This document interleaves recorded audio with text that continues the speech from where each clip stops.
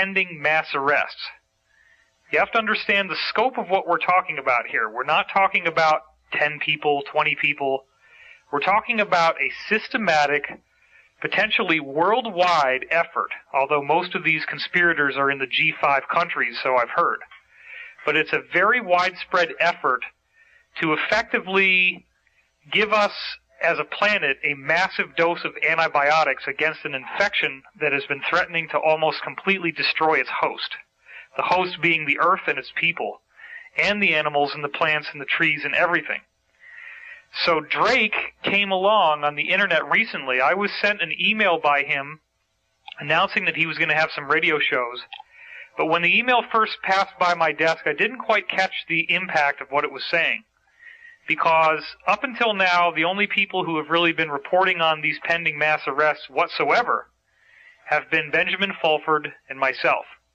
And in both cases, we have, together and independently, sets of contacts, some of which are deeply embedded within the Pentagon, who have reported to us that this is very real.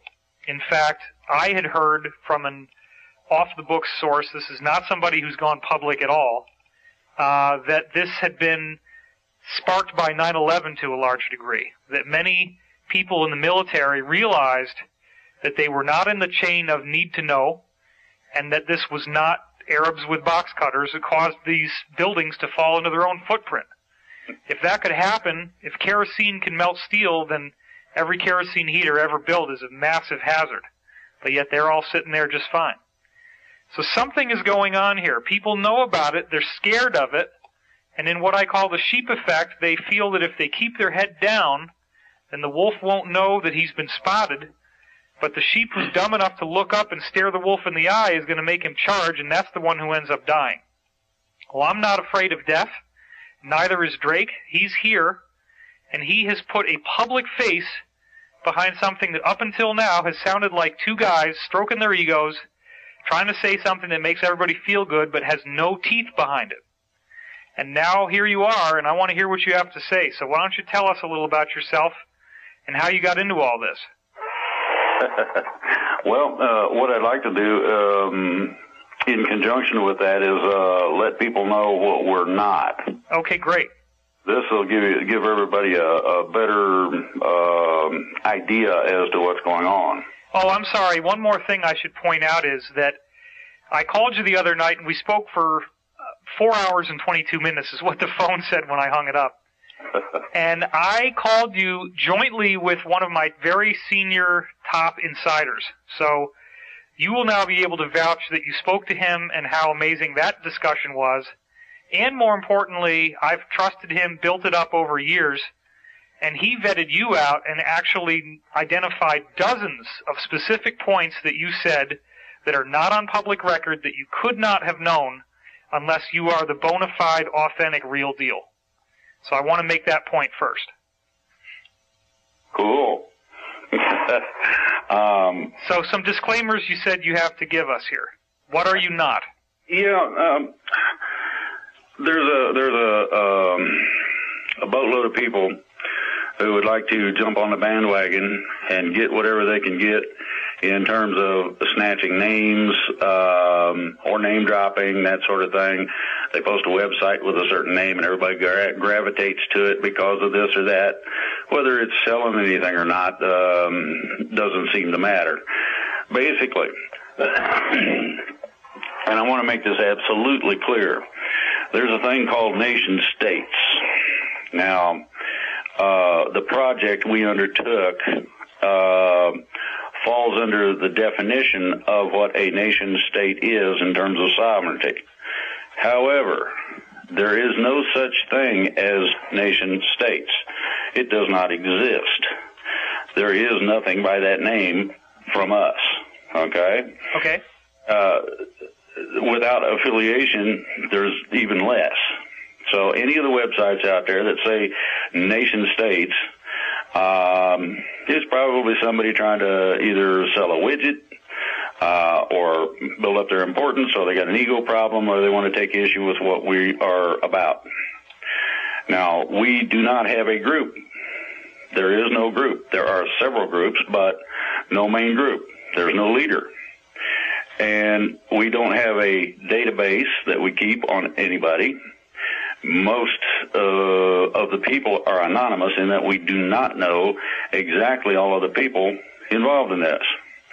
Now, primarily what this was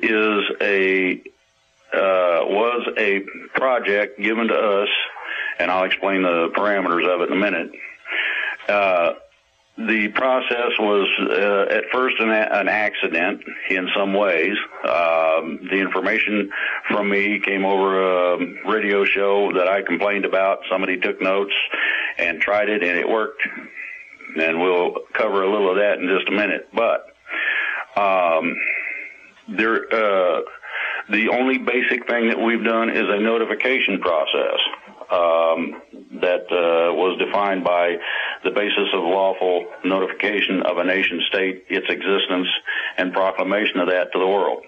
And the idea behind doing this is ultimately for sovereignty and freedom. Exactly. For actual states in the United States as well as for individuals in the United States. Exactly. Okay. There are several things that go into this. Now, we're not affiliated with the White Knights, gatekeepers. It's just us.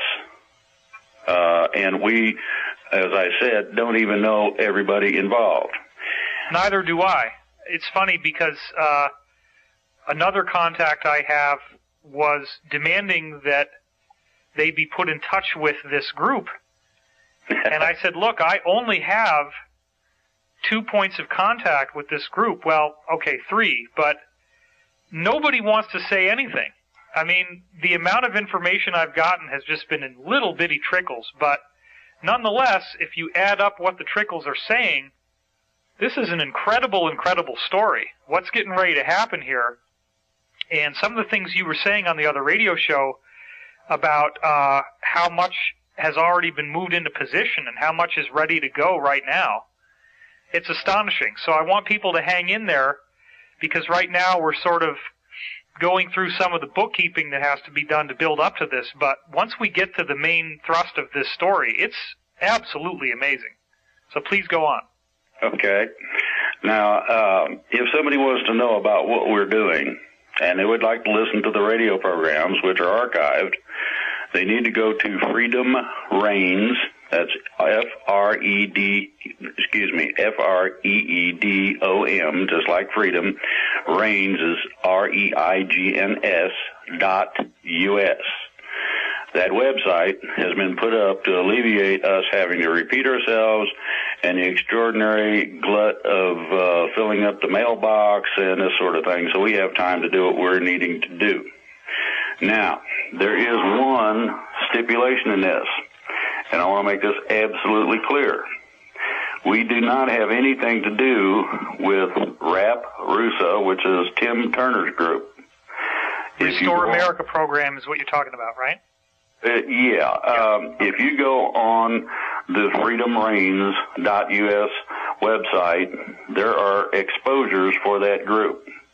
Yeah, I was just going to say the name Tim Turner seems to be popping up in my mind because I think someone wrote an expose on him recently, didn't they?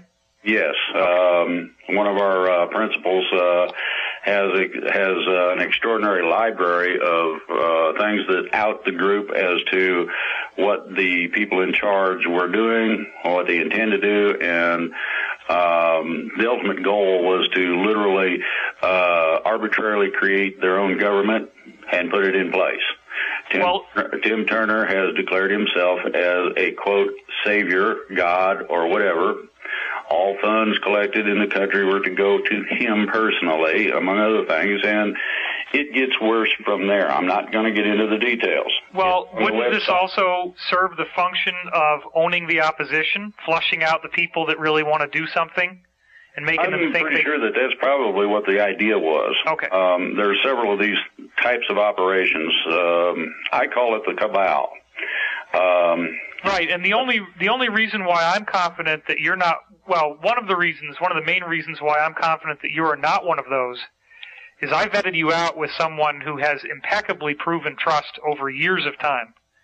And the degree to which we validated you was vast, and it encompassed over 4 hours of discussion. So I do not consider that you are in that group. I have to keep my thinking cap on as you're talking and remember that one of the epidemics we have on the internet right now is people who think that they're smart just because they disagree with every single thing they hear, and they believe that every single thing they hear must be a lie and must be the opposite of the truth.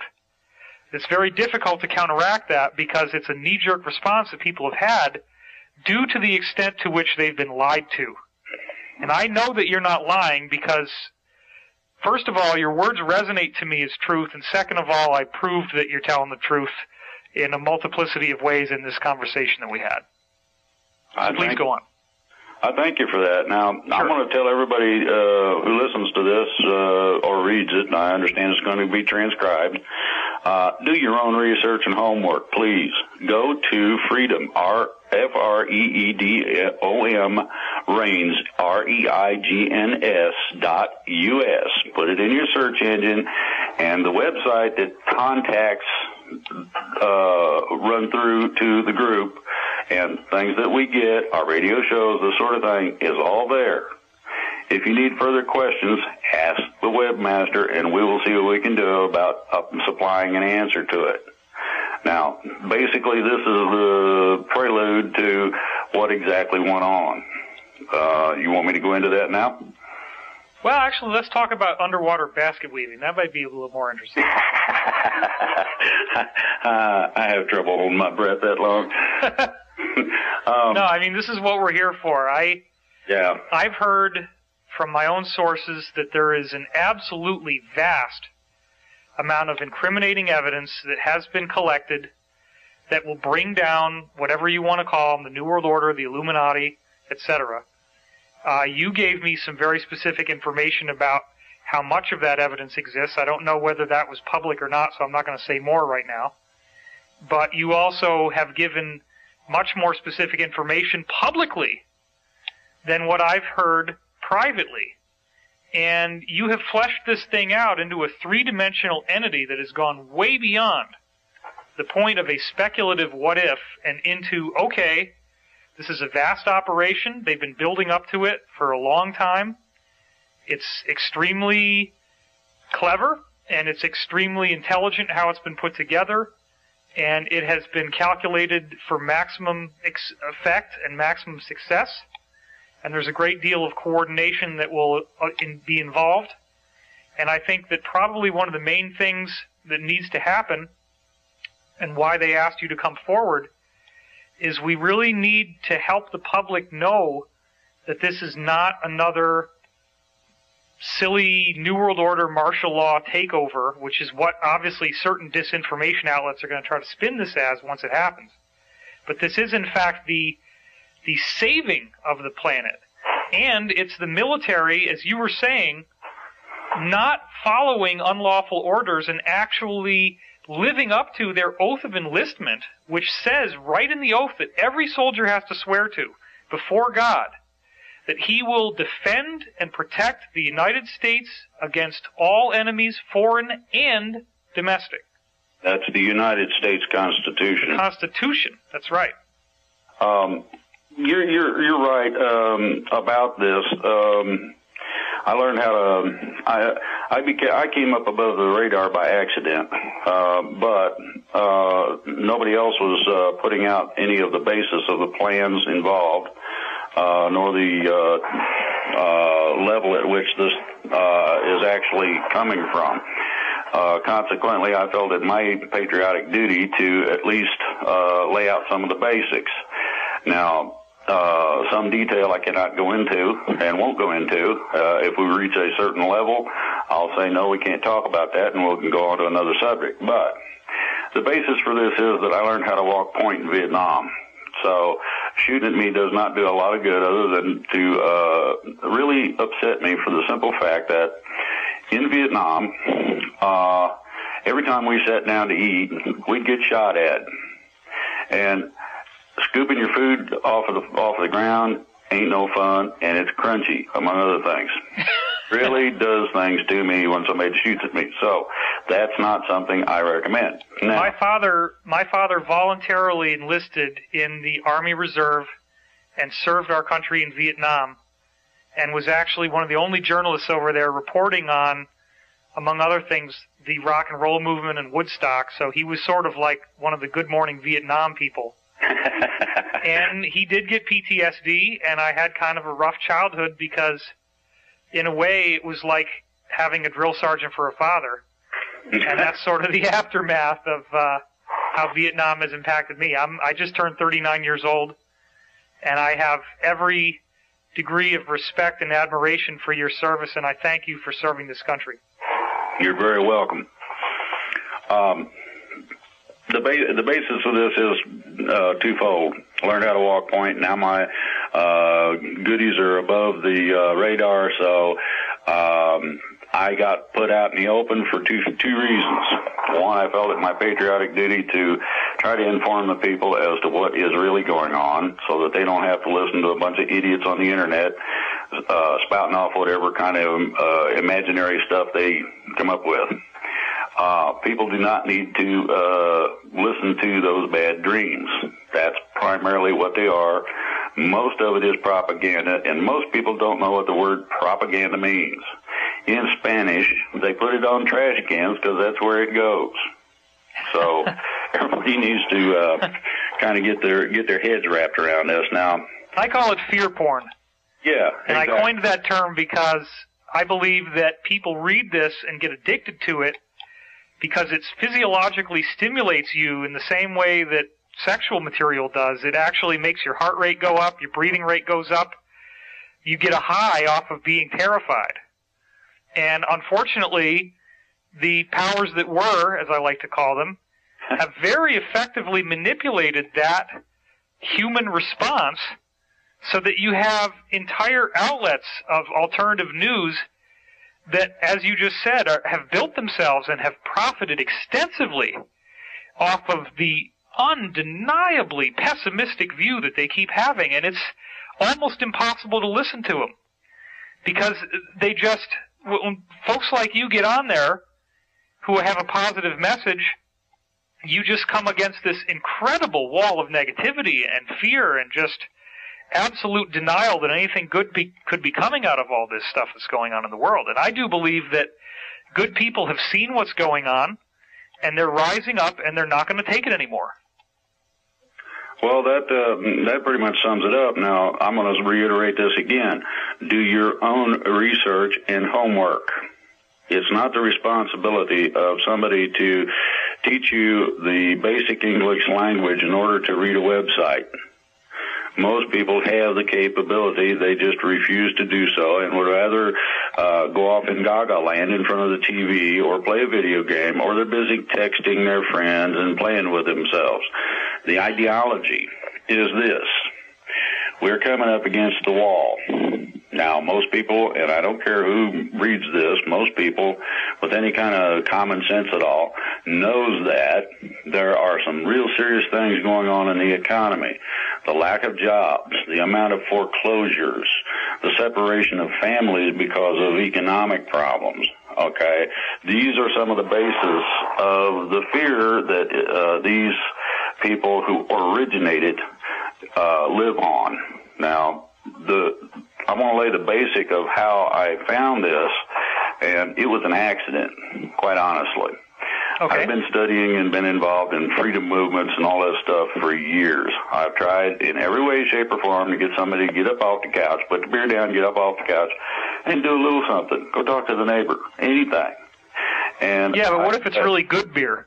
Well, yeah, but the problem is you sit on the couch and all you do is you consume the beer and you yak about stuff that doesn't necessarily mean anything. You probably would have a good conversation, but most people are talking, ooh, look at that guy shoot that ball at the hoop or whatever.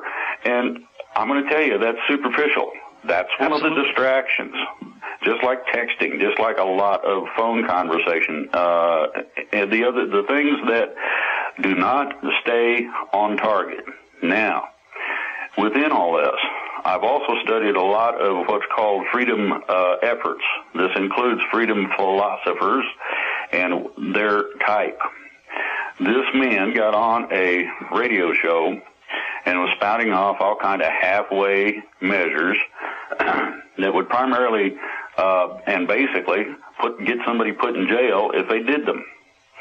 Well, because of my... You're saying people grabbing their guns and just, now is it, you got to go out there and start shooting? No, this was even more basic than that. This was like being able to argue a traffic ticket out of court. Oh, right. Real simple stuff. Well, the only problem is that you can get up to 6 months for playing games with the judge if you do not know how to do this. And this guy was leaving out critical information that would guarantee almost that you got the 6 months because you were giving the finger to the judge. There's some things you do not do. Yeah. So the guy basically had upset me. Now, the basis that goes... Well, you don't want to get a Vietnam vet grumpy. That can be a big problem. Well, yeah, but the deal was this, okay? I needed to know. And everybody had told me you can't do this and you can't do that. Okay, and then you have things like the Texas Freedom School or Freedom School of Texas, I forget which it is, that does have some good information, but it is kind of fragmented. Okay. And some of it is not complete, even though people would like you to think they are. But for $9.95, you can get the book that explains it all just right. Well, I'm not willing to pay for freedom. That's not what it says anywhere about freedom at all, as far as I can find it. So I decided to do my own research and my own homework. And I had looked at this stuff. I tried to get people up off the couch, and that didn't work. So I didn't have much to do except do the research. I started looking at the basis of law, where it comes from. I'm talking about way back in the woods of history. Some of the places I went required me to have anything that I was intending to copy or borrow a copy of electronically approved before they would release it. Okay, some of this stuff is not for consumption by the general public, and they make sure of that. Well, after 2.5 years, I figured out pretty much basically what everything said, how it was structured. Can an ordinary civilian gain access to these documents, or was this because you had some sort of classified access? No, anybody that it depends on whether or not you're as nasty as a junkyard dog and tenacious as a bulldog and refuse to take no for an answer, and you bother somebody until they decide to allow you to do something simply because they don't want to fool with you anymore. I gotcha. That basically does research, and it covers all of it. Those people who won't listen eventually do when you get a hold of them every day. When you just send them 50 emails a day, one every minute or something, it bugs them enough. It's like Mom. When you used to want to get something from Mom, if you bug her enough, she'll say, "Concentrate into it, leave me alone." And that works. Okay.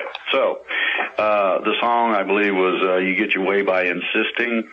Okay. I insisted, so I got the information. I studied this over about 2.5 years, and believe me, it is intricate. It is extraordinary in terms of what it told me was a simplistic, basic way to step outside of the normal controls of what people consider as laws. You have limitations, supposedly, between a citizen of one country and a citizen of another. Those two legally are supposedly separated. That's not quite true. Little things of that nature were what I was after to learn. So I'd studied this stuff for about 2.5 years, and I finally took a break from it because my head was beginning to hurt. And I decided to, listen to a little radio and play a little card, listen to a little internet radio and play a little cards on the machine. And lo and behold, here comes this friggin' idiot. He's one of these freedom philosophers. And this is somebody that thinks they know what they're doing when they are missing several critical points that will get your butt put in jail. But they want you to try it. I've done this. Yeah, right. This is the guy that would teach you how to beat a traffic ticket, but you could go to jail for 6 months? Yeah, that sort of thing. Real simple. Okay. And if you go about it correctly, it works fine. Okay? But if you don't, you end up actually opposing the judge. Right. And that's a big no-no. What you do is you allow the law to oppose the judge. Then the judge has to rule in a succinct manner, plus you're not standing in a landmine field. That is not a nice place to stand, believe me. I've been in one. So This dink gets on there and decides to mouth off a bunch of stuff, and all he did was almost instantly make me mad. So I snatched the phone, and I called in, and I said, hey. And he said, hi. And I said, you might be, according to what you just put out, because most of that belongs in the toilet because you're going to get people in trouble. What do you mean? I said, your information is not total. It's not complete, and you're going to get people in trouble by espousing this, by saying that, if you do this, you can get away. You can tell the judge what to do. Well, no, that ain't part of this, and you know it. If you don't, I'm giving you a lot more credit than you deserve. So why don't you shut up and listen? Well, about this time, the host of the show comes on and says, hey, come on now, you're going to have to watch it. And I said, hey, look, did you realize that you can be held liable if somebody gets in trouble for what this guy is saying on your show? Really? I said, yeah. Now, you want me to clear this mess up? Yes. So then the guy comes back with this sovereignty routine, and I got upset for the second time and told him to shut up and listen, and maybe he would learn something, that he might want to learn how to read at the same time. What I basically did was I laid out the primary basis for what is required in order to declare any area. And if you've got an area somewhere in the middle of Timbuktu land, but it's yours, and it's registered in terms of the boundaries, basically, or you have at least real definitive markings so you can tell where it is and what it is and how big it is, you can declare that area sovereign. And by doing so, you actually create your own nation state. Well, if I declared my toilet a sovereign zone, then I could drop waste into it and be pretty much like the government. Well, except that so long as it stays on within your area, yes. Now, by that I mean you should declare the whole yard and use a finger system if you're going to do something of that nature, simply so that you're protected legally. Right on. That's what I'm saying. There's little bits of information, and it can get squirrely, and it's a lot of fun to deal with. But, so I laid this process out. Basically what we did, and the way the process worked, happened, as I said, by accident. While I'm telling this guy how this works, somebody in this great state of Pennsylvania took notes. Oh, wow. And I didn't have any idea anybody would even be listening other than to shut this turkey up that didn't know what he was talking about. Right, so obviously a state itself could be a sovereign zone or declared as such, and those who govern the state could get wind of what you've figured out from your extensive research and implement that research. Yes. Wow. That's awesome. So basically that's what happened in Pennsylvania. The person that took the notes was fairly knowledgeable in the real sovereign legalities and lawfulness, and took that knowledge in combination with what I had put together, got with some other people, and they said, well, yeah, let's see what happens. And so they put together a process of notification, and they sent it off to the International Court of The Hague. Oh, my God. And this is the civilian division, as I understand it, or civil division. And they, of course, sent a reply back when they received it that they had received that package. The rest of it was a receipt of the intent of the package. They had made a copy of what they had sent, certified copy of the original, that sort of thing. Now, their package then, they're sitting on a package there. The Hague's got one in their records. Right. So now you have a complete paper trail. Exactly. Now, the crux of this might be sort of like a subpoena where the simple fact that the Hague accepted the paperwork, by definition, locks them into some sort of binding arrangement. No. Oh, okay. No. This is exactly and only a notification process. I want to make that perfectly clear. Okay.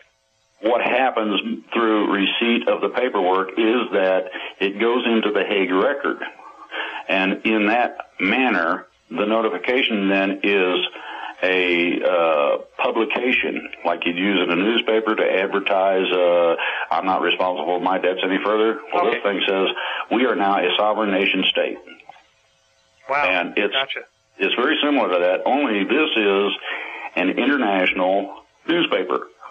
in effect. We have basically, by sending one little pack like that, created a sovereign, independent nation state. Wow. Okay, so as soon as they got receipt that this thing had been delivered, they got a call from a higher up in the Pentagon. And that person says, I understand you guys have been doing some notification internationally? Yes. I understand that you seem to find this process as being rather simple? Yes. The next thing was, do you think you can replicate or reproduce that sucker? And the person went, I don't know. And what you got right then was, I have no idea, quite simply. We can see what's available. We can try and find out. The person at the Pentagon, I'm not going to say that it's a guy because I'm not going to put gender on it, simply that, it could be a female.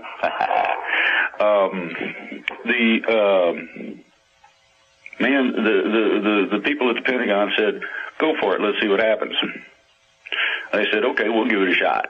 Now, these people are involved in freedom just like I was. They wanted to be able to do something that was real, proactive, didn't get anybody in trouble, and yet was something that could be also used in other ways. Okay, they didn't know at the time what that little simplistic package for that one state did, and didn't find out until after they started researching it. What's the time window we're talking about right now? In terms of when this all happened? This happened, started in about October of last year. Okay. Which is not an exact date. As of November, we decided that we were going to move on this. I got involved because I knew one of the people that had been involved with these people before anyway, and was requested, hey, would you like to be involved in this? And I said, sounds good to me. It's better than anything else I've seen. And then when they hit me with the idea of what it contained, I said, no, wait a minute. I was on a radio show and I explained to them what happened, and they said, really? Okay, so here you go. You got somebody getting upset because some idiot gets on a radio show. He tells them what they can do with themselves and how to do it for real instead of playing games with things. Somebody takes notes, they do it, and all of a sudden officials from the government in the military are interested. Can you do it again? And along with that, there's a combination of other people involved with their own shows at different times during the week. And these people, I met those people and got involved sort of indirectly with them. The whole thing... right, I was going to say, it would seem that each state is going to have squirrely barriers to go through, different from Pennsylvania, in order to get this all off the ground. Well, it depends on whether or not you're part of the original 13 colonies, and or whether or not your constitution is de jure, which is lawful by common law, or de facto, which is the corporate government. There's a difference. Okay, gotcha. I hate those keywords simply because when people hear it, they turn the friggin' TV off. They don't want to hear that. Well, I'm sorry, but you do need to pay attention to the difference. Right. At any rate, so we start boogieing with this. Okay, we'll take the project and we'll run with it. We were able to receive notice on about the end of February of this year that the whole package of a majority of the states had been received by The Hague. In other words, each little nation-state package went into a big box, and the big box was delivered to The Hague, and we got notification of the entire package. Now, let me ask you this. Yes. If the military, in its oath to defend the Constitution of the United States against domestic enemies, gets word of a civilian-based initiative which demonstrates that the states wish to have their sovereignty returned to them, doesn't that legally give them the right to move forward on this and enforce the will of the majority of the states? Well, that's part of the process I'm coming to. Okay, great. This is not just a simplistic process of sending a newspaper clipping overseas. Oh, I get that. Receipt that it got to where it was going. So the basic premise of a nation state is this. What most people used was either their own constitution or they wrote one. It had to agree with the 1787 United States Constitution to include the 13th, and I mean the original 13th Amendment, where certain people are not allowed to hold foreign offices here in the States. The Bill of Rights, the Articles of Confederation, and that real cool document called the Declaration of Independence. By declaring our sovereignty and our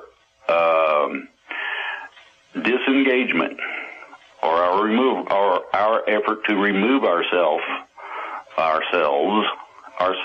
being individual states, from the corporate United States government, what this did was this rebirthed the Declaration of Independence, which states on page 2 that when the government gets out of whack, you got the right to take care of the problem.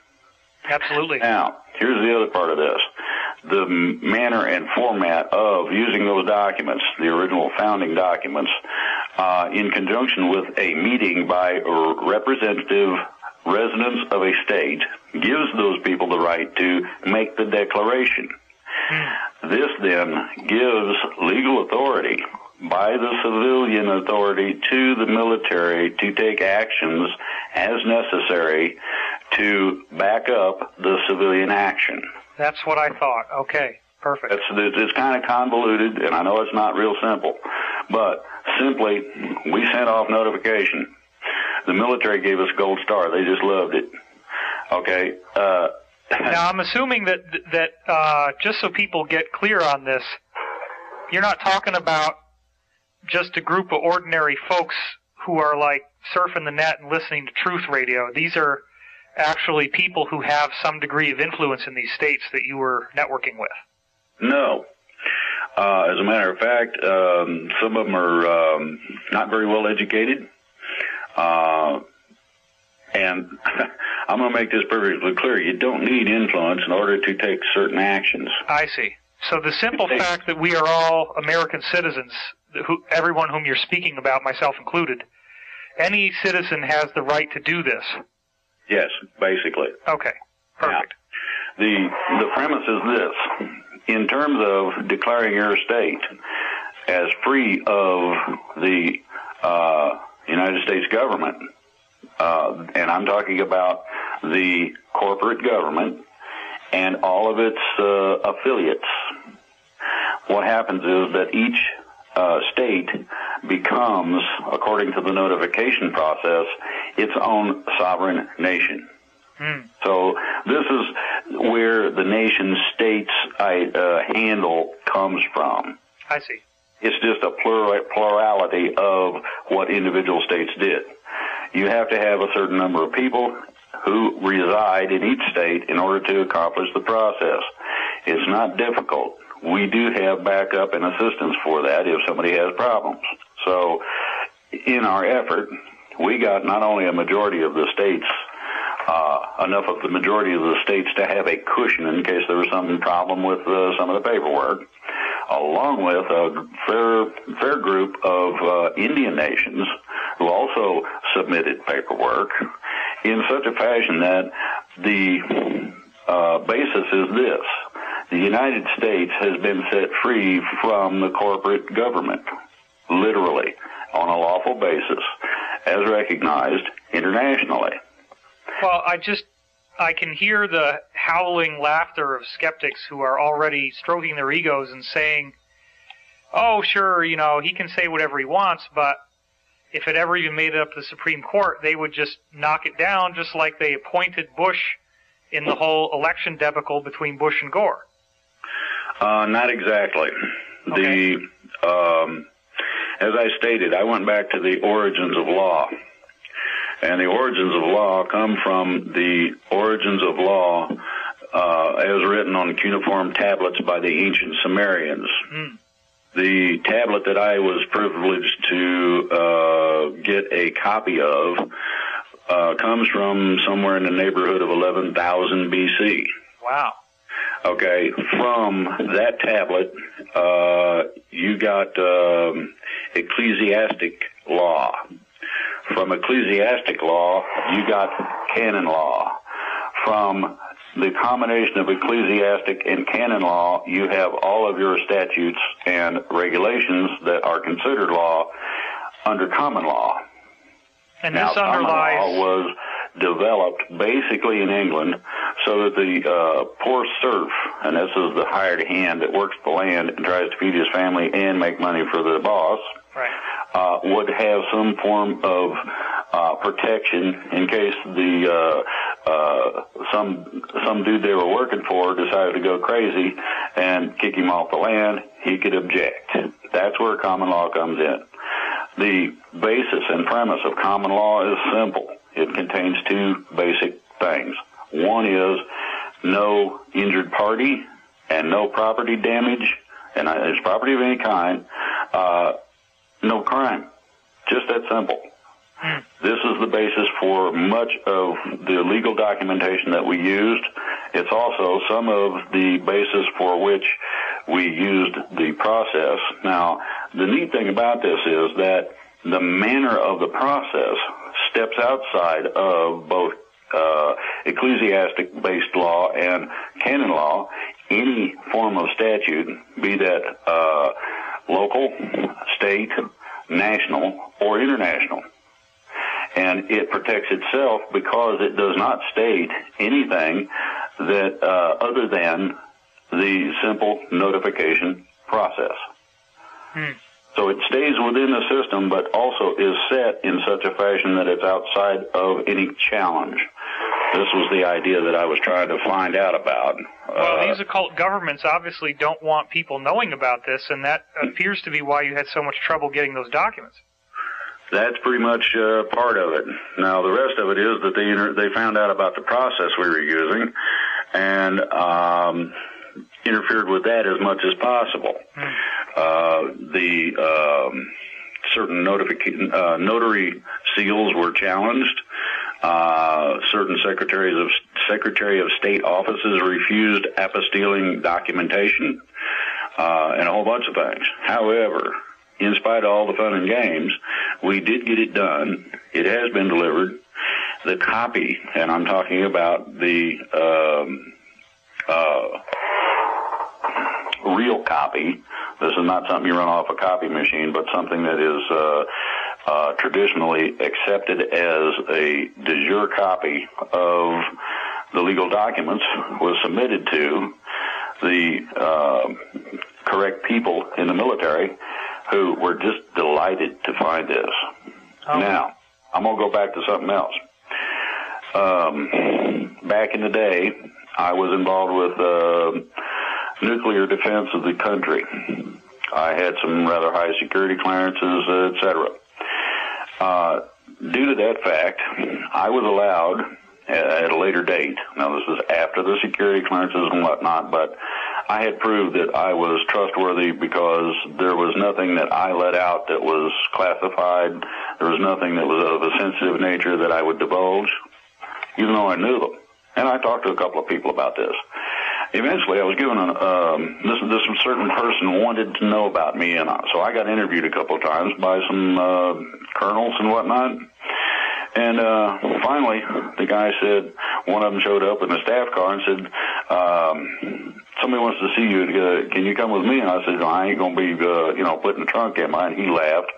And we took a ride over to this certain level officer's house. What time window are we in right now? 79. Okay, so 79 is when this event that you're speaking of happened. basically, in that area. I'm not going to give exact dates because I don't want to out people. I just wanted the window. And let me express this real clearly. If somebody finds out who these people are, they're dead. Oh, I know that. So are their families. They get to stand there and watch their families be tortured to death. And I'm not going to put anybody through that by outing them. So I'm going to say arbitrarily 79, give or take. Okay, great. In that process, he invited this officer invited me into his home, and I asked him what I was doing there because I had no idea. Now this is after I'm out of the military, and the officer said, "I got something I need you to read." And I said, "Why me?" He said, "Because I feel I can trust you, and I want your opinion." He put a stack of papers that's about 5 inches thick in a binder on the table. 5 inches thick. Yeah, I don't know how many pages. I didn't bother. I didn't even get to read it all. I spent about 4 hours reading, and I went through about, give or take, 3/4 of it. Okay. I didn't read the whole thing. I got tired of reading, and it was like 4:30, 5 o'clock in the morning. And I had to have more than just the coffee he was offering, and preferably some kind of a soft place to lay down on. So I told him, I said, "Well, what is it? What kind of opinion do you want?" He said, "What do you think of it?" I said, "Well, it says the plan." I said, "Where'd this come from?" He wouldn't really answer. He said it had been in the works for quite a while. I said, "Give me a date." And he did. And I thought, well, that's interesting. I said, so in other words, certain people took issue with what was going on at the time, figured that the ship of state was going to head in the wrong direction, and decided to start putting this plan together so that you guys would have some form of guidance in terms of what the general outcomes would be. He said, exactly. I said, I like what I read. You might have told this story a lot. You didn't say anything about what the document says. I'm assuming this is something about rescuing America from these Illuminati people? Well, primarily it was generally at the beginning, the ship of state was screwing up badly. Okay. And to keep it from sinking, they actually implemented a general plan real quick. That was probably the first inch or so of the documentation. In such a manner that the people in the military could cause influence to happen to people outside the military who had the capability of changing some simple things. Well, it must have been frustrating to see Watergate come and go, but then basically after a little slap on the wrist, it's all business as usual. Well, you have to realize what was really going on. Tricky Dick was trying to become a dictator. Sure. Could not pull the power correctly, and so that's what happened, basically. Yeah, somebody got a little slap on the wrist, and nothing really came out of it. Now, sure. They did not want to out the fact that they had been involved. This is the other reason that you saw only a slap on the wrist, and you saw nobody in high office involved in it much, one way or the other. There was a couple of people that were used as scapegoats, but other than that, nobody of significance. That's exactly part of the plan. Right. Okay, however, they could put these people in a real sticky situation with a lot of pressure if at any time they decided they didn't want to comply with the next portion of the plan, which starts after about an inch of this. So you're going through these things one at a time. And as this is going, you're also increasing the scope of the plan. Now, the plan basically started with the idea of a military coup. I'm not going to lie to you. They were that fed up at that point, and they felt endangered enough at that point that they actually considered it, and each and every last person involved signed a pseudonym name. It's a code name. Each one of them's got one. That they disagreed with the idea. That is not the way to go because it disagrees with the basis or premise of posse comitatus, that the military does not have authority over the civilian population and are not to engage them. So there was enough old-timers that disagreed that convinced everybody that was not cool, so they decided no. And so over the years, this plan built up. And it got more convoluted. It got more complicated. It got. And this is all in the 5-inch document you saw in '79. Yeah. Okay. And in '79, they didn't really know which way things were going to go because if you remember, from about 70, 5 on, after the fall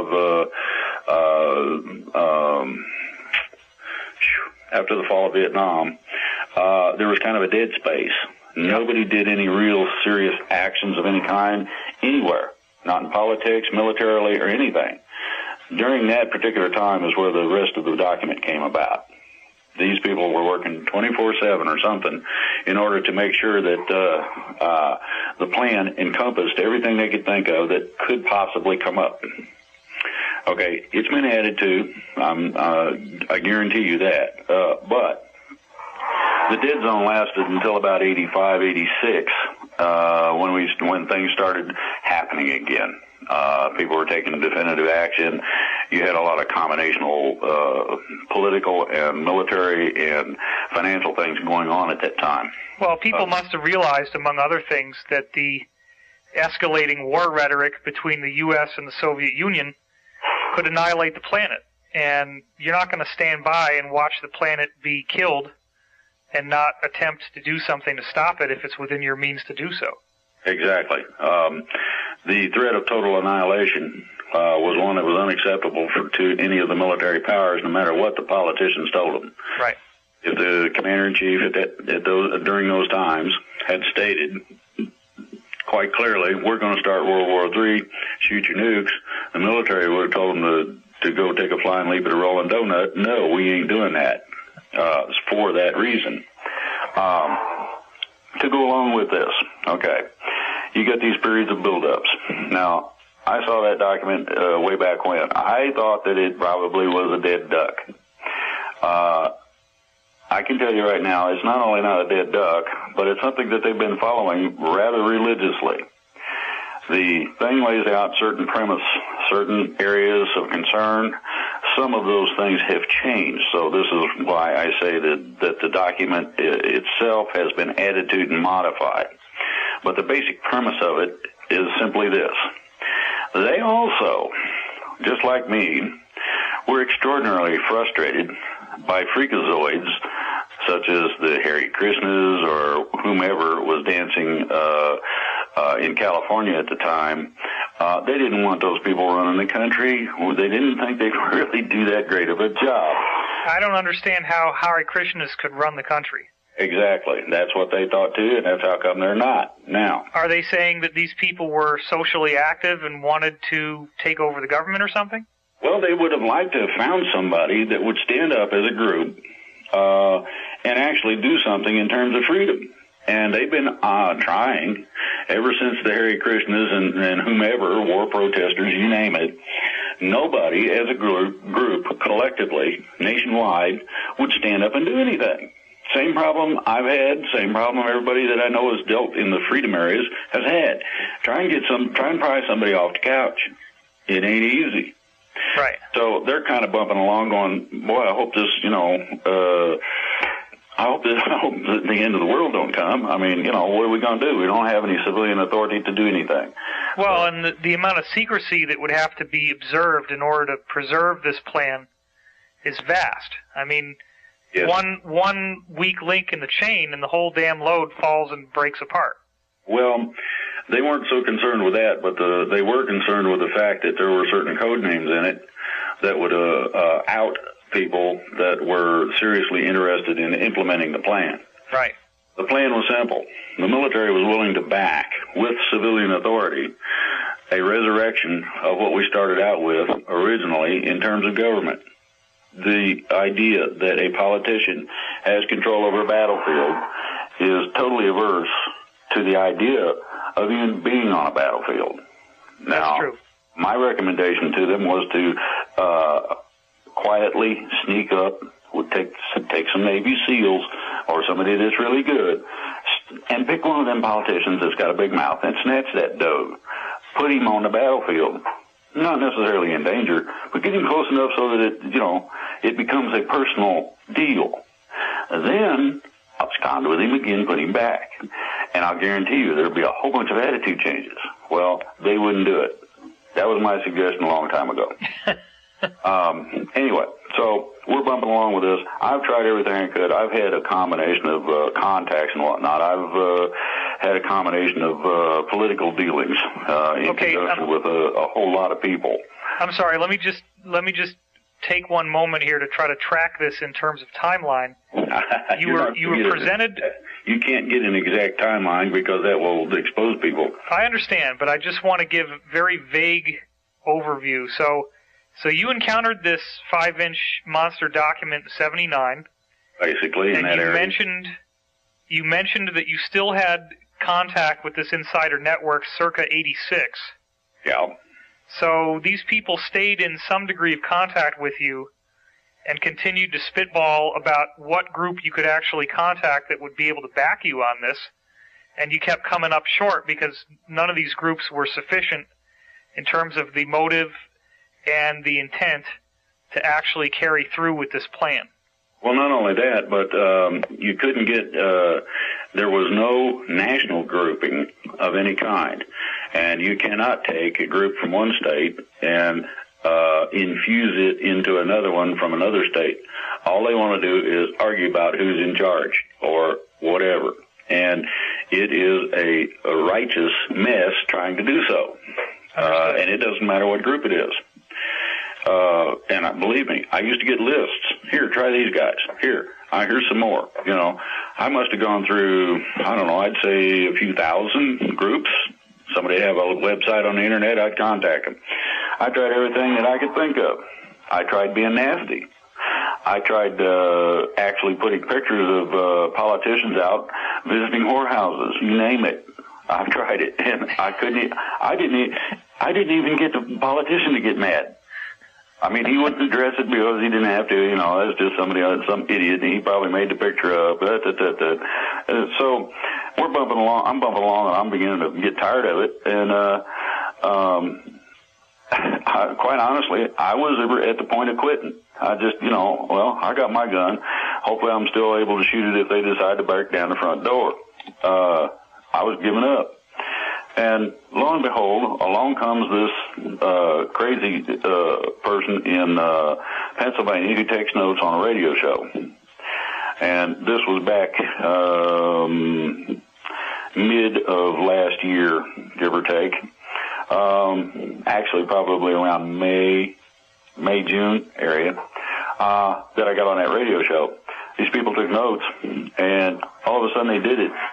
And then all of a sudden, they contact some of the people that I'm in contact with. I'm just kind of playing around, seeing what's out there. And they say, hey, we got a possible project. I said, what's that? They explained it to me. I said, no, wait a minute. I put that out over a radio show just not too long ago. And, well, somebody not only took notes, but they did it. I said, you're kidding me. You mean somebody got off the couch? Yes. Okay. Wow. So after all those years, it's just incredible. Well, so over the period of time, from about the 20th of February this year, since that date, we have had a free country. Now, the plan is this. The military will back, and believe me, you got to have the military involved. Whether you like it or not doesn't make a difference. Now, there's a difference. You do have good guys and bad guys no matter where you go. There are more good guys than there are bad guys in the military. I have found very few that are actually really evil, even in the bad guys. Some of them ain't too cool to be around, but most of them are pretty great people. I fully support, as a veteran, I fully support our troops, period. So does everybody in this movement. I would say that people join the military to pledge their lives to defend and protect the Constitution and the people. Yeah, exactly. And they're not out there to enhance the lifestyles and comfort of the rich and famous. Or those who don't wish to be famous, but who are oligarchs who basically are living off of everyone else. Yes. That's not what they did it for. And everybody, if all you have to do is watch a few of these Illuminati propaganda films to realize that if you do work for these people, they will stab you in the back almost as a law of nature. So anybody who thinks that working with them is a good move, Wait until what happens when you're no longer useful, and see how quickly they'll torture and kill you and everyone you care about. Well, nobody is immune from that. It's even actually worse than that. The onion that makes up what we're talking about has basically 4 levels to it. The outer level was notified at the same day that our package landed in the international court that they were no longer under their protection. Over a period of a few months, there's been several thousand resignations, house arrests. There's been tons of banks closed or closed for a couple of days and reopened. You name it. Now, this is not just bankers. This is also financiers, your exchange people. Oh, yeah. Everything. I cover it on my website. There's 358 resignations documented by somebody going under the anonymous name American Kabuki. And there's a link for every single one of them, and they're all in chronological order.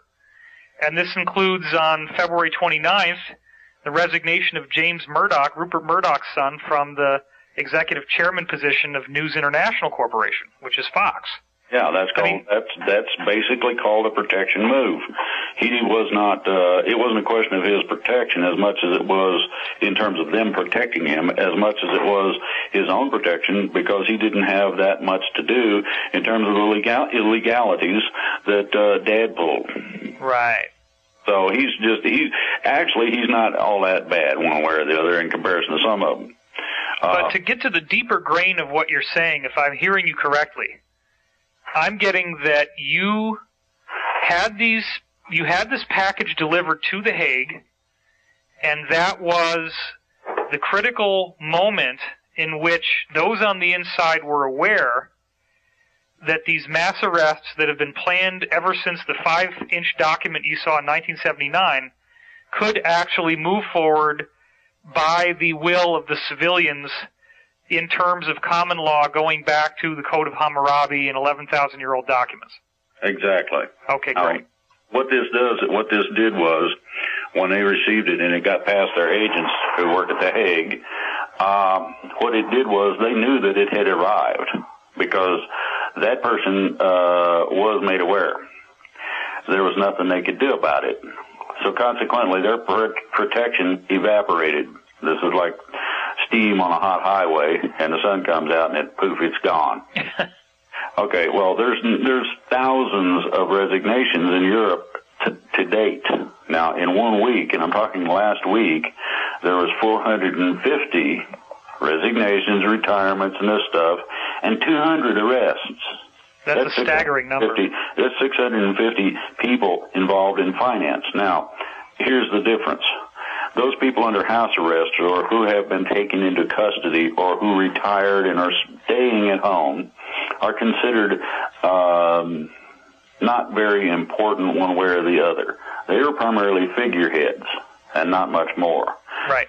The difference is those who were arrested and those who are being arrested and those who are going to be arrested, that's the second layer of the onion. This is why we're not seeing a lot of newspaper and website articles about this, because there's no accountability of these people getting arrested in the outside world because they don't have a public position. Well, not only that, but the mainstream media is controlled by them. Exactly. Therefore, you're not going to hear this. Yeah, and I documented that extensively in my investigation, Financial Tyranny. It goes back to Operation Mockingbird and traceable information regarding the Masonic Order and guys who in 1826 were saying, yeah, we own the press and we own the judiciary and we own the police and we own the government and F you if you don't like it. Yeah. Basically, there's nothing you can do about it. People have alluded to the fact that there's something out there everybody's afraid of in terms of industrialists, people of power. This is basically what they were afraid of. That's Woodrow Wilson's quote in his book, The New Freedom. Yes, very important quote. Exactly. Now, the thing is that what people didn't realize was the limitation of, you mentioned the G5, I'm going to say the G20. Okay. And the reason I say the G20 is that some of these nations have not quite come to the light yet that they got a real serious problem or how serious it is, and they're not fully under the control or fully beholden to or involved with the G5. So they're kind of on the edge, and they can go either way. And the basis of this is very simple. Several things have happened. Number one, we convinced enough people to abide by documentation done the correct way, and we submitted it to The Hague in terms of a majority of states, which basically set a precedent for being free and for military-civilian action. The military backs us up by way of federal marshals who contact local law enforcement, and local law enforcement actually makes the arrests. I'm sorry, just so that people understand, are federal marshals members of the Army National Guard or the Air Force, or what are federal marshals? Federal marshals are federal law enforcement officers, basically. Now, okay. The definition, though, is by present authority, which puts them in the trick bag of having to follow the edict of what we've done in terms of the will of the people to go along with the military plan. If you wanted to meet a federal marshal, what offices would you go to? I mean, are they FBI? Are they CIA? Are they Homeland Security? They're on their own. Okay. That's the nice thing about a federal marshal. He's relatively independent of most things. Okay. There are some that say, I'm in charge of them, and they're liable to get a strong argument that only depends on the situation. In some situations, a citizen is in charge of the FBI or the CIA, depending on the situation. And it varies. But basically, a federal marshal is he is a federal employee of the current power. Okay. Okay, so the notification process, what it did was it authorizes the military to contact the federal marshals, to contact the local authorities, to actually take the actions of arrest. Now, okay, this might piss some people off, but I really want to clear this up. Do these marshals exist in different offices? I mean, how would you find one? What kind of offices would they be employed by? Well,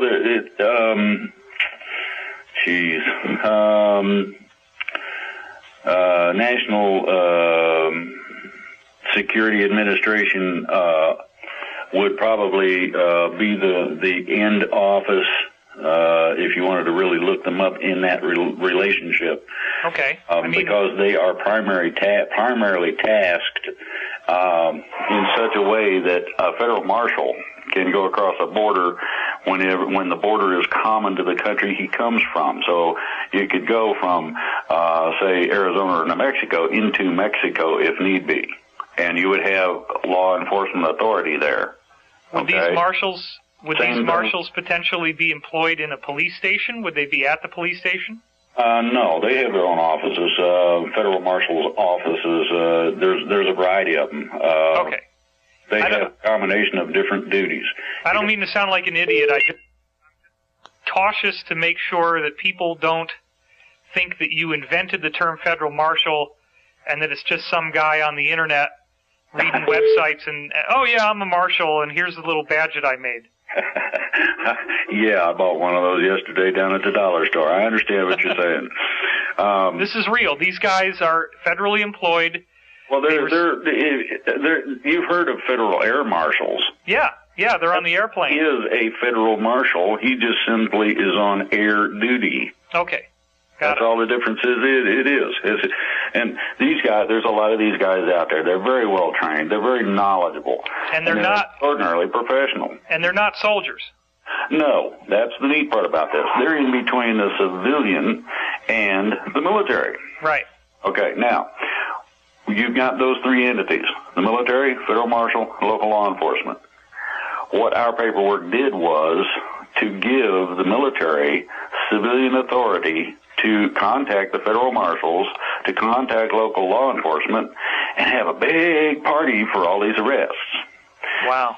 This does not include any military coup, does not include any military action, and it does not include martial law. None of that is going to happen. what is going to happen, you will see federal marshals backing up local law enforcement, taking people into custody, and there may be a stand of troops in case they need extra bodies to snatch somebody that decides to run, or there's a whole bunch of people in a building, and they didn't know that there was 7,000 of them in there. You're going to need extra hands in order to incarcerate all these people, put them on the bus, and send them wherever they need to go. So this is the military will act in a backup fashion in some ways. Does that violate posse comitatus? No, because the military is not acting as a police force directly. They're assisting a police action. Exactly. Okay, got it. And the police action is one of control of and or prevention of rioting or general civil disobedience that would call for a police situation. These are all, you have to look all this stuff up. A regular protest of citizenry basically can be met with general police force, but when the people that called out the National Guard on several occasions during things that were a problem have found that they acted illegally. And they were told, don't ever do that again. There were a lot of people who were informed that this is a no-no and this is okay and don't you cross that line. Sure. Okay, so you've got these three entities. Now, back to the plan. The plan stipulates several things. One, you're not going to have police state. You're not going to have the military in control. It's not martial law. And they're not going to come in the house and snatch you up. That ain't happening. What's happening is this. The intent and purpose of this plan was to minimize the chaos involved in the action. Now, when you arrest several thousand people in a city, it's going to create a little bit of a hubbub. People are going to see the military. They're going to see a lot of policemen doing the job. And this will be on video. I mean, you're going to have CNN and all the local news people. Everybody's going to have some kind of video of this stuff. And I assume these policemen will probably be in riot gear, which will have black uniforms and scary-looking stuff. Maybe. It depends on whether or not they expect problems with who they're dealing with. Generally, no, because it's not a riot situation. Okay. It could turn that way. They'll bring the gear. I mean, it'll be in the trunk most likely. Most of your people that have been responsible for the problems are office-type people. They're not necessarily physically active or capable. And to go along with that, they're not going to torture them or, he fell down 14 flights of stairs or any of that. Well, and I've heard from my own insider that there are an astonishing number of very deeply embedded moles who are much closer to these people than they ever thought anybody would get and actually not have been outed. Exactly. Now, there's a couple of things in this. First of all, gist of the plan is to not create chaos. In other words, you're going to have public announcements. People such as yourself and myself will be notified approximately a day ahead of schedule. In terms of putting this on the internet so it can go viral. Okay. I would imagine, doing this interview, this is going to get kind of virally. Well, very much so. Some of my videos have millions of views, and this will be distributed throughout hundreds, if not thousands, of different blogs and reposted. And if we let people know that there's going to be a one-day window of notification, you can absolutely guarantee that there will be a massive tidal wave of publicity once this moment arrives. Well, that moment arrives when we are given the green light to notify our people, the ones that we have contact with. At that point, then, it is to go viral on the Internet, and we're to try to access as much mainstream media, be that AM radio or whatever, doesn't matter, but it's as much as we can. Now, I would imagine that the oligarchs, who are the bad guys, are going to be hearing this and saying to people and getting them to listen to this, getting their soldiers and their mercenaries to listen to this and say, you got to get these SOBs because they're trying to overthrow the government. No. what we are doing in terms of the action that's going to be taken, and I'm not talking about us or our actions. Our actions are only a part of the plan. The plan basically is to arrest these people. No destruction, no firefights, no gunplay, or any kind of violence if possible.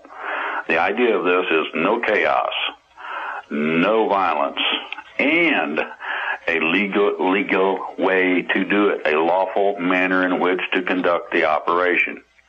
This has been coming since George Washington made federal districts out of our innocent group of 13 colonies. So what you have to look at is that the plan also offers protections of keeping the lights on, making sure the internet works, and that the phone does, and you can flush the toilet. You can go to work and not have to worry about it. Right. We've heard from other insiders, in fact, it was from the one you met on the phone with me, that these people since the 80s, and I mean the conspirators now, the bad guys, they have elaborate plans to blow up a whole bunch of bridges and wipe out power and wipe out sewage and wipe out water in the event that anything like this were to happen to them. And I also know, however, that there are so many moles and so many people who will not stand by and let this happen that if they think they're going to be able to do this, they're sorely mistaken. But they may try, and there may be certain levels of disruption that will need to be prevented, as you're saying. Well, there's basically going on right now tactical positioning. And I mean right this minute. The tactical positioning is being done in such a manner that nobody's going to be the wiser. These are regular people they see every day. They have no idea that that person happens to be an agent for the good guys, as you say, moles, or however you want to look at that. Okay. The irrespective as to what the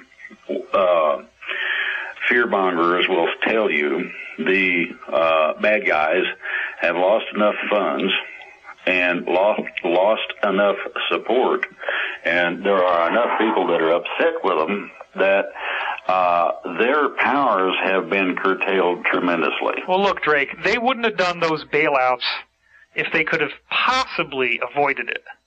That was an astonishing move that really showed that they are just absolutely grasping at straws. And it's like Wile E. Coyote when he's paddling in the air and he doesn't realize he's falling yet. Exactly. To give you an example of how desperate they are, they just had a couple of executive orders from their main lackey in the White House saying that they got rights to everything. I'm well aware of that, and it's utterly astonishing. The only thing I can think of is these guys are so desperate and they're so lacking in common sense that they think that even at this late stage in the game that they can be in this poker bluff and actually get people to think that they could have the boots on the ground to enforce these ridiculous executive orders. Well, then you've got the NDAA, which didn't help. Now, basically, as you're saying, the idea is to foster fear within the freedom movement and primarily within the citizenry. Well, it's working very well. Well, I'm glad to see people stand up and start taking these things to task, at least. Yeah. That shows that there are some people out there that do have some guts. Primarily, though, you have to remember that these are last gasp efforts. The only thing they've got left is, at this point, mostly control of the press, and they're losing their grips on that, as well as this sort of shake the bush to see if the rabbit comes out. Well, and as I was saying, you have to have people to hold the guns. Well, I addressed, anybody who wants to listen to it, I addressed the troops. That's active duty, reserve, retired, and disabled. That is, again, on the website, freedomreigns.us. And the basic thing that I have heard from active duty troops is that they have two things that concern them. The first one is that they disobey orders. It doesn't matter whether it's lawful or not, that they're going to be kicked out of the military. Well, there ain't any jobs out there, and if these guys ain't got skills, they're screwed. And they realize this, so they're a little bit fearful of that. The other part is that if somebody decides to declare martial law, 90% of them, give or take, are going to go AWOL. And they're taking their equipment with them and going home. Now, 90%? Well, somewhere between 80 and 90% are saying, no, that ain't happening. We're not going to go after somebody's grandma with a combat weapon. That's stupid, okay? That's ridiculous. Well, what you have to remember is that there's a difference between lawful and unlawful orders or directives. The unlawful order or directive will tell you to go against what you know to be the truth according to the Constitution. Posse comitatus says that you are not a police force, therefore you're not to go in and extract people from houses. That ain't cool, and it's not to happen. You will receive counter orders possibly that tell you, no, forget that, and arrest that officer. That's liable to happen if somebody ordered it. So the lawful order is going to be something that is going to be an operation that can be carried out lawfully. Now, what if some of these guys, some of the things I've heard are that they're basically saying now that, the U.S. government is under the jurisdiction of the United Nations or NATO, and what if they tried to make the soldier have a NATO badge that he's operating under? Okay. Is that a lawful order? Well, okay. That gets into the issue of being in uniform. You are not allowed to carry out your service duties when you're out of uniform. You take your shirt off and leave it off and go to formation in your T-shirt, and you'll find out how that feels. The basis of this goes to the fact that you are in the United States military. And I don't care which branch it is, doesn't matter. You have to be in uniform. The stars and bars above any other service emblem, to include your insignia patch, and that includes the United Nations and NATO. Now, the problem is that we made agreements in 1933, 1945, dealing primarily, started with the North American Treaty Organization known as NATO, also dealing with the United Nations, where basically the group known as the United Nations and or NATO, or an authorized group of nations that are our allies, can request or require our presence militarily, and we are required to comply. Okay. The reason for this is that our representatives could rescind this and don't have the guts to do so. Basically that and that alone. When they do so, then you come out from under it. Now, there's some other things in this process people are not aware of, and that is that our documents supersede anything past the date of the 13th Amendment. And what it does is, at the point of action, all of the executive orders and all the horse hockey and other garbage that has been perpetrated upon the people illegally after the point of the 13th Amendment, that's 1812. Remember that date and think about what's gone on since then. Anything that disagrees with the Constitution, first of all, is null and void of any legal or lawful impact. Further, anything that disagrees with the Constitution, basically, is to be stricken if it is a law, rule, or regulation. So, how well did I was just following orders hold up at the Nuremberg trials? It didn't. Everybody that did that got convicted. This is not considered a plausible defense, simply because you know the difference between torturing somebody and not. The field manual states that you're not to engage civilians. That means you're not supposed to step on them, etc. All of this has been covered. Now, I'm going to give you an example from Vietnam called the My Lai Massacre. Okay, there was not too much done with that, but the problem was that several people came up with that exact defense, and the court-martial said, no, that don't fly, period. Now, they lucked out, and I mean this literally, they lucked out, because a court-martial that deals with the taking of civilian life also carries the death penalty. Oh my gosh, yeah. So they were lucky they didn't get executed. And I mean all of them, because everybody that was involved is up for the death penalty under those conditions. And it's not up to me. That's military code. And I agree with that, primarily. Torturing people and that sort of thing is not necessary. You're not going to get good information anyway.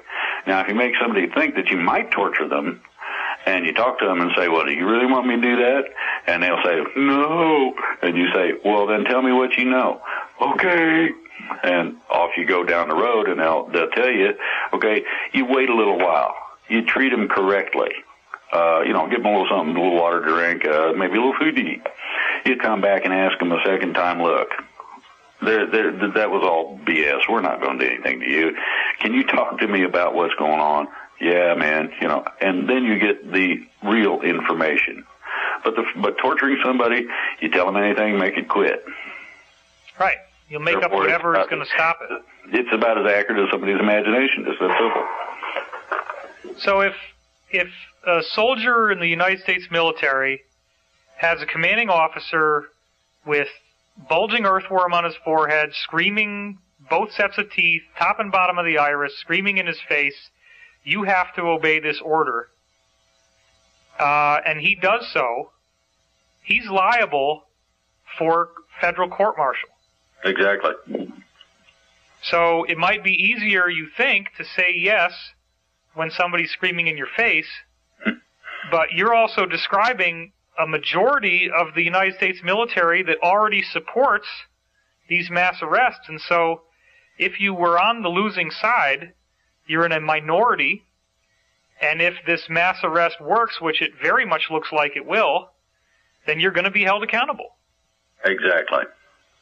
You may have a few opposing forces, but there shouldn't be many. The situation is simple. I know of an incident in Vietnam where a unit was told to wipe out a friendly village. And it was called, back then in the day, a search and destroy mission. Search and destroy means that you go through a village at several levels. We were told to go through at level 1.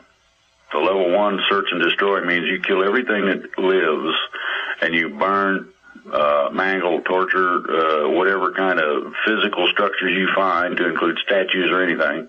And you leave a burnt spot, basically, with dead bodies laying around.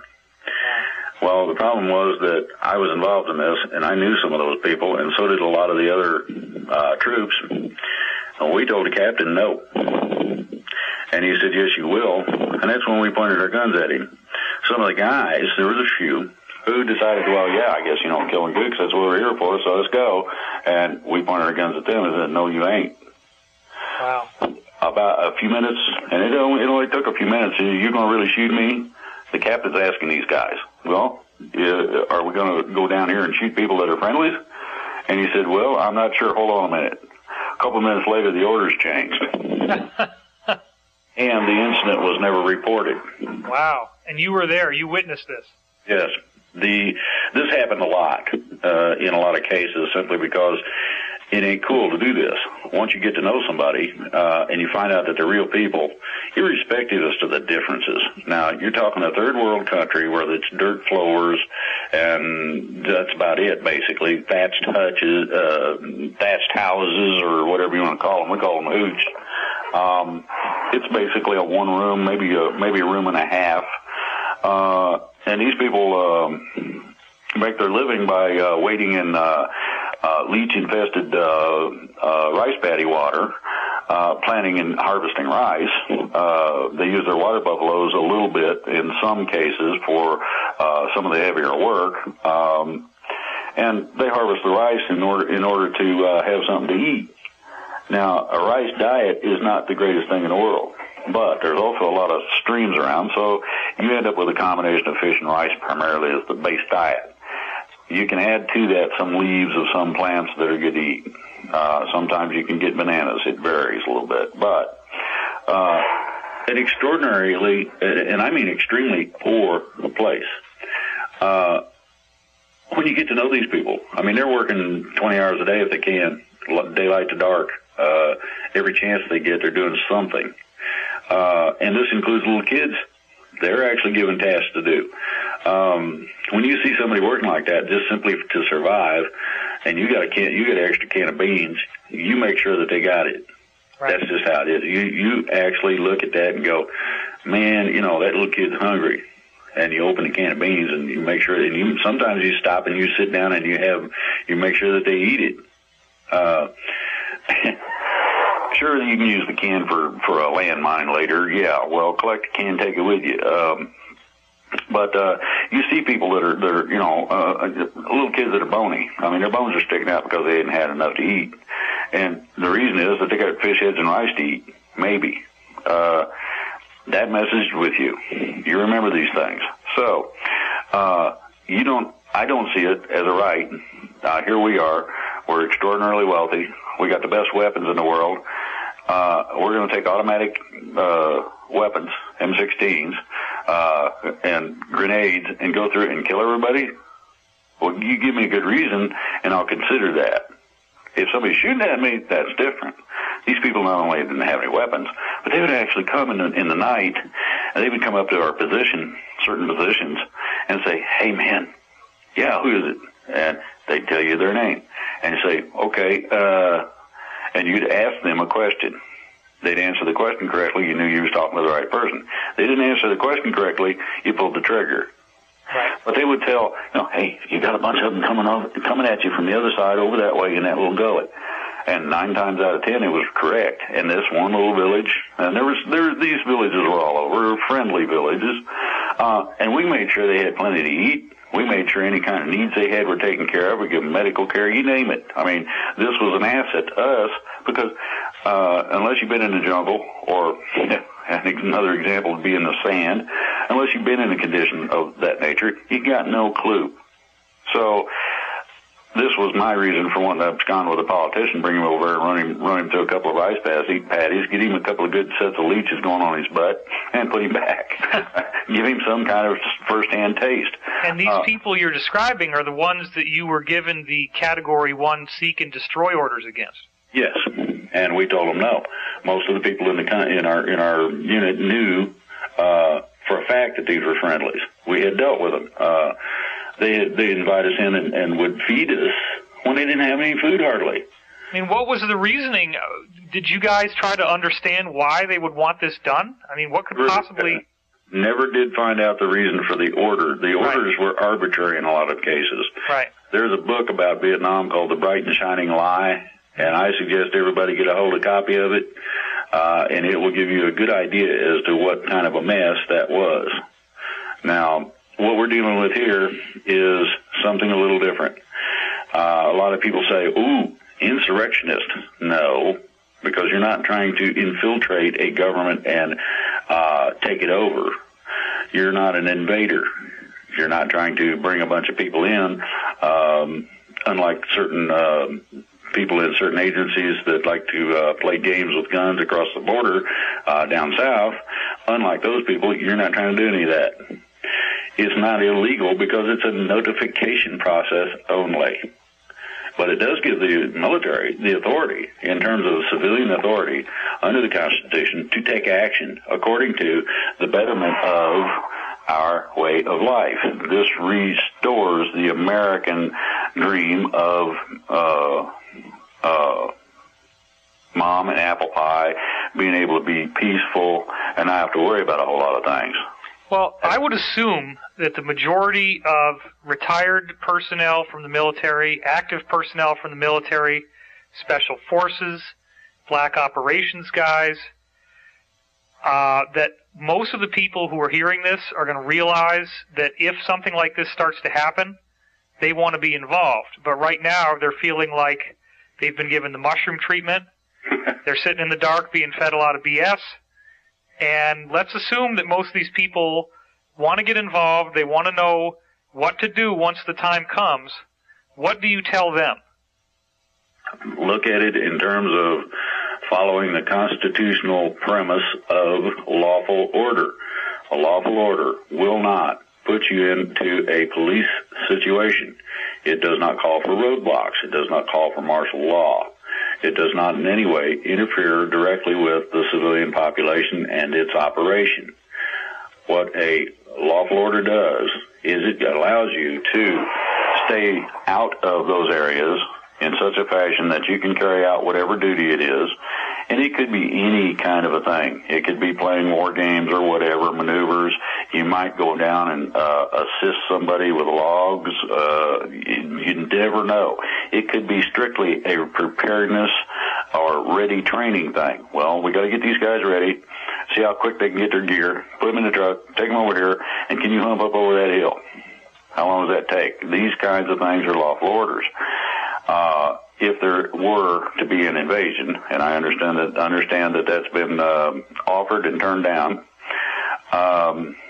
the difference between that is you're going to have people trying to come across the border for the strict purpose of taking you out. That's different. The other part of this was I was requested to contact as many of the underground as I could, to include militias, to include freedom groups, to include the people by themselves that just happen to have a gun, or kind of like me, too much hillbilly, too red over the neck, and I got too many guns and live in the woods. The premise for my contacting those people was to tell them to get ready, because this is coming. It's not going to be stopped. And it's coming a lot sooner than people think. And the other part of it is, don't, under any circumstances, engage our military. That's not what this is about. You find out from them, what's up? Oh, we're just going down here. Okay. Sometimes some of these people will be contacted to assist them. In other words, this is going to be an all-out effort in this country, and it's going to take a lot of people. There are a considerable number who need to be removed from office or their responsibilities and contained, retained, and arrested. Now, my understanding is they're planning to populate the FEMA camps with all these dinks, and I feel that's appropriate. They build them for us. Now they get to go take a camping trip in them. Karma is a bitch. Yeah, so I'm looking at that. Okay, afterwards, doing this is not, to me, as extraordinarily anxietal as a lot of people would think. I'm not as concerned with this part of it as I am what comes after. There's going to be some interruption. In other words, you need to get some extra toilet paper and a few extra canned goods, and I'm talking about have enough for, say, a month or two. And that should basically cover the lapse in time. Not all the trucks are going to be running. So there's grocery that gets cleaned out when everybody thinks that the world's gone mad, or like they do during a hurricane. Right. Then, if it doesn't get resupplied, what are you going to do? Well, this is why we got extra food. This is why a lot of people up here do. This is why people up here raise their own gardens. Simply, you can stuff and you put it up. And having that extra not only is less expensive than going to the grocery, but just in case something does screw up real bad, and it's coming, for the, say, 10 days, I don't know how many people consider the importance of this, but to me, being civilized does equate to the use of certain hygienic items, and one of those that I know of that to me is extraordinarily important is simple, plain old toilet paper. It might behoove people to think about not being able to go down to the grocery when you run out and get some more. And I'm going to tell you, newspaper doesn't make it. It's hard on certain things that you don't want to rough up.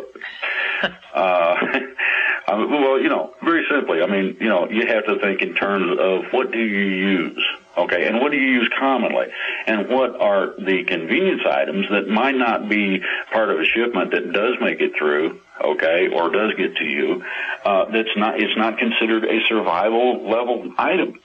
Well, toilet paper, simple tissues for your nose, sanitary napkins for ladies. And people can subsist on simple rice and beans. All these elaborate products that a lot of these freedom sites are selling are not really necessary. It might make it more comfortable, but if somebody's really at poverty level, you can get by with just buying some kidney beans and some brown rice and just keep that in your pantry. Yeah, exactly. It doesn't take a lot. The idea is this, okay? Yeah, lay up some extra toilet paper. If you're lucky, find it on sale, go at it that way. If you find something that you know really tastes extraordinarily good, but it's $1.49 and they got the other ones for 2 for $1, take the 2 for $1. It's not that much different, and you can make out just fine on it. Add a little bit of spices to it, and you're good. But anyway, the survival part I don't think is going to be all that critical, and I'll tell you why. The plan itself reiterates many times, the portion that I read, that this is to be a non-interruptive, non-chaotic, peaceful, meaning non-shooting type of an action. And that is an extraordinary difference between all these people out here saying, oh boy, rosin up your gun, get your bullets out, praise the Lord and pass the ammunition, they're coming. Well, yeah, they're going down the road because they need to go over and secure the power plant that the bad guys would like to blow up. And I would also encourage people, because I know, as I said, there are many people out there who are playing a game, and the game is that everything they hear must not be true. So they're going to say every single thing this guy Drake is saying is not true, and this is all a pretext for martial law and for New World Order. So I would say to them, and you can address them as well, but I want to say something first, and that is, let's realistically consider that if arrests start to be made and that evidence is provided, that is progress no matter what. Even if it is ultimately, and that might be as far as they could think of it in their own mind, one negative faction against another negative faction. The fact is, let's be honest, how many bankers went to jail during the bailouts? How many people have ever been held accountable for anything? If we start seeing real accountability, by God, that's progress, and I don't care what you think, you've got to be able to see that it's a step forward no matter what. If you start seeing mass arrests, something has changed, and it breaks out of that thing that goes back to the Masons, which is everybody who's in on it gets a free pass. Exactly. My suggestion is to, yes, be ready, but also relax, be calm, cool, and collected, and slow to pull the trigger. Unless somebody acts unfriendly towards you, I wouldn't necessarily take any aggressive action toward them. Wait and see. Sure. Yeah, you can let them walk right up to you. It doesn't matter. As I said, this plan calls for a combination of the things that our original documents call for. And the basis of this is to officially remove those people who tax you to death for no good reason other than to put it in their pocket. This is to remove the private central banking system. This is to remove a whole load of regulations and regulatory agencies that don't serve any purpose other than control.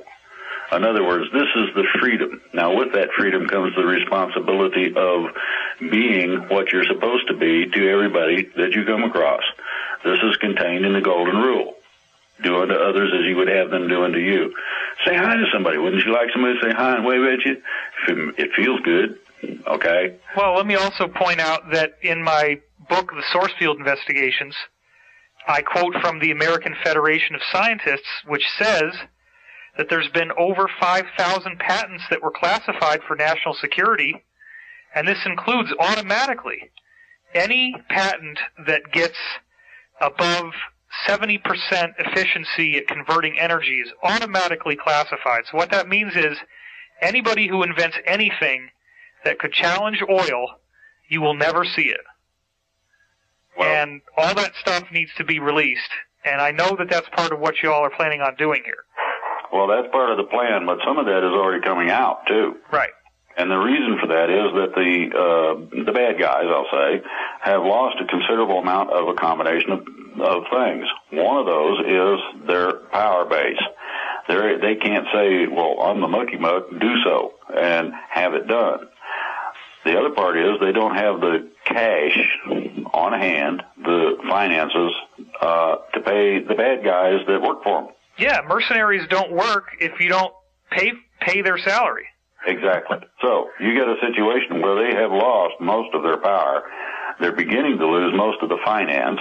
And I wouldn't be surprised, to be honest with you, to wake up tomorrow morning and find out that the nation had been clamped down. Now, that clamp down is complete. The satellite systems will not work. You will not be allowed to make international calls. There's going to be no traffic in or out of the United States, period. Now, hang on, Drake, because you said that it would be a court-martialing offense and unlawful orders if any soldiers would block roads. And now you're saying that air traffic is going to be blocked. How do those two things line up? Hold on and listen. Okay. This is a neat one. The closure, of our national borders does come under the military auspices of control. They are allowed to do so in the event of extraordinary circumstances. This extraordinary circumstance deals with the freedom of our country. And the crooks who would take every last dime in this country with them when they decided to run for the hills.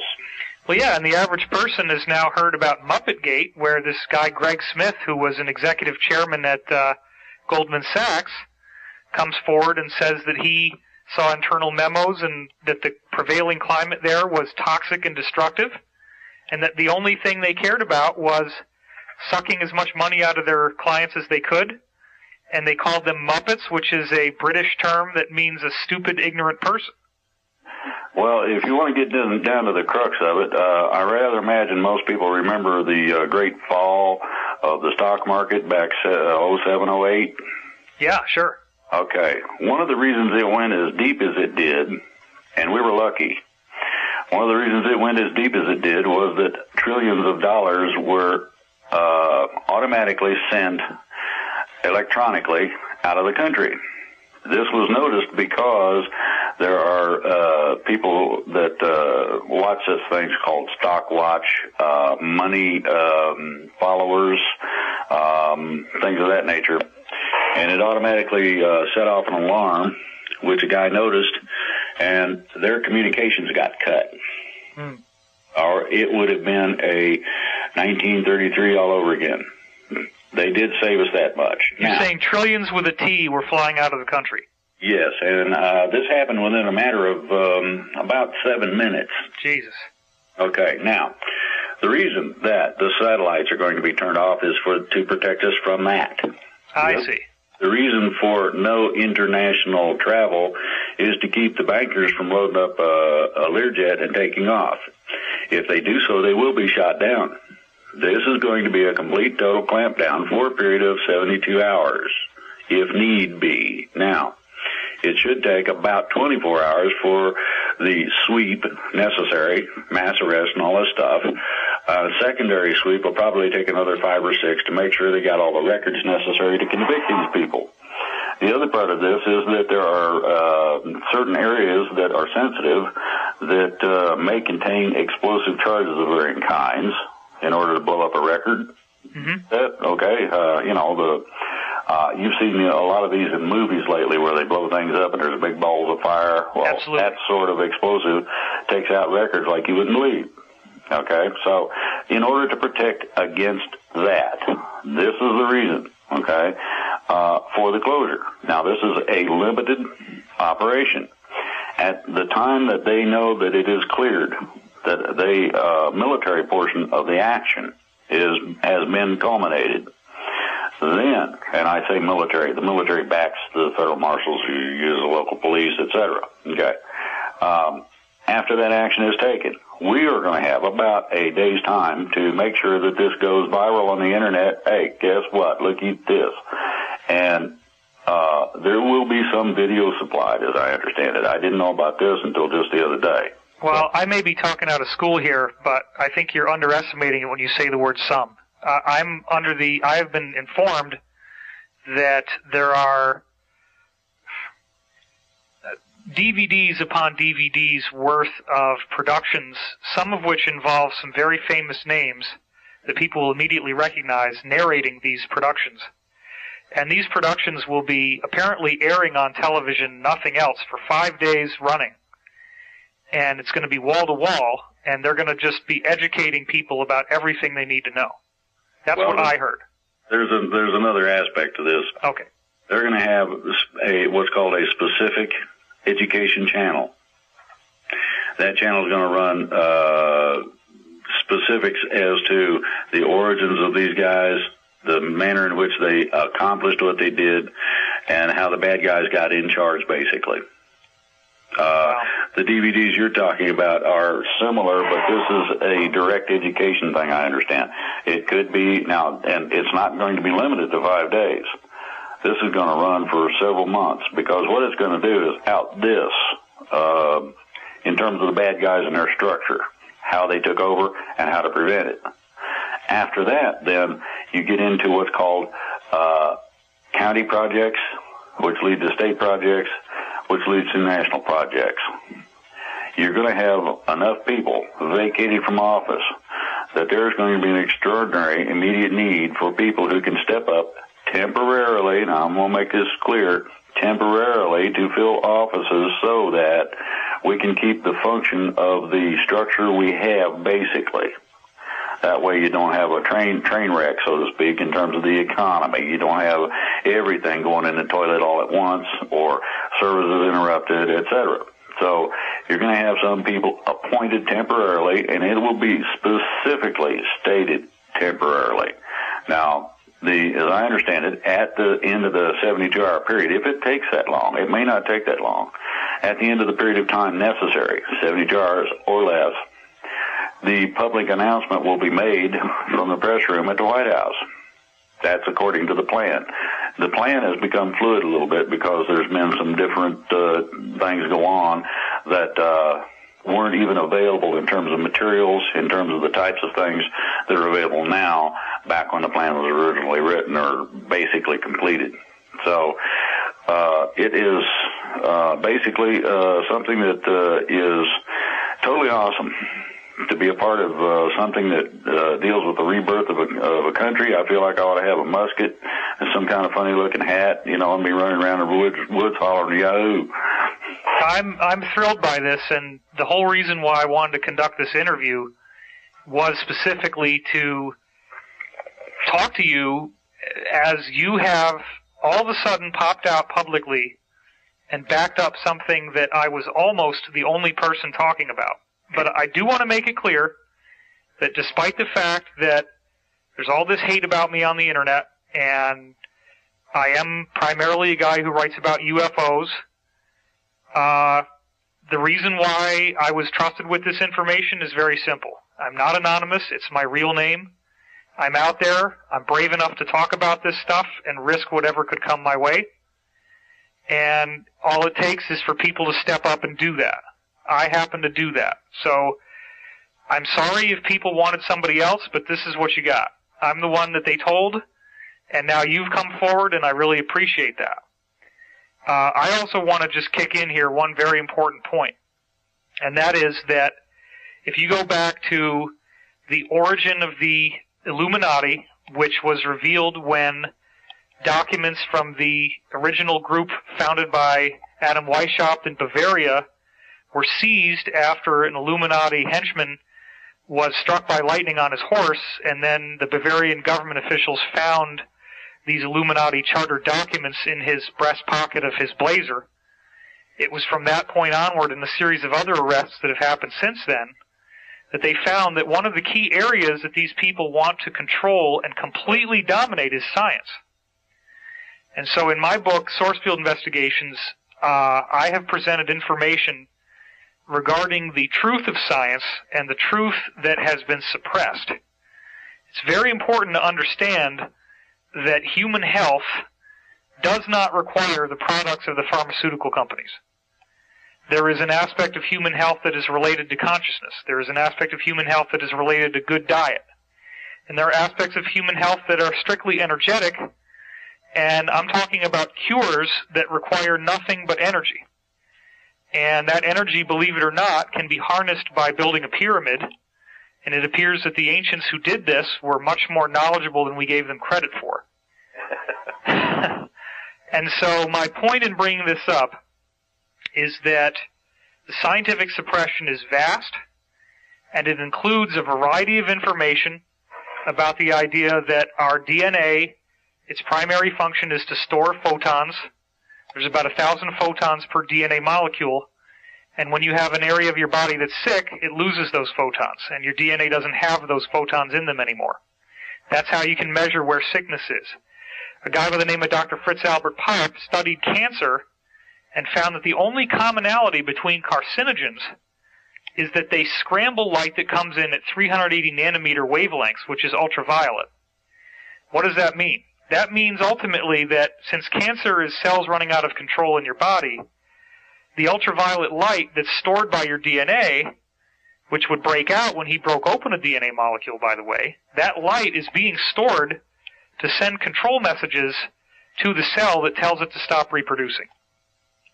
Now, this is one of a vast variety of things that all leads into my main point, which is that it appears that we are going through some sort of evolutionary stimulus to the energetic portion of our DNA.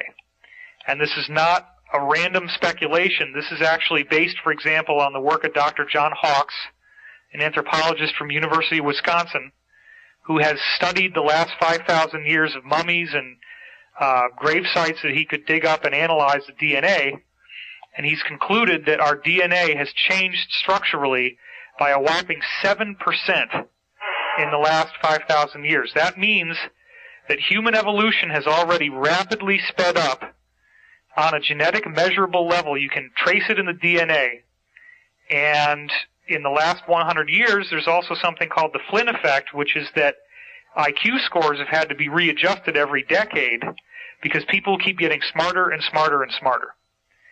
And so all of this leads back to ancient knowledge about the times that we're now in, which was inherited by these Illuminati New World Order people. And I make a very compelling case that they are well aware of these ancient cycles. They know that the cycles end in 2012. They believed that this would result in some sort of catastrophic earth change, which is a misunderstanding.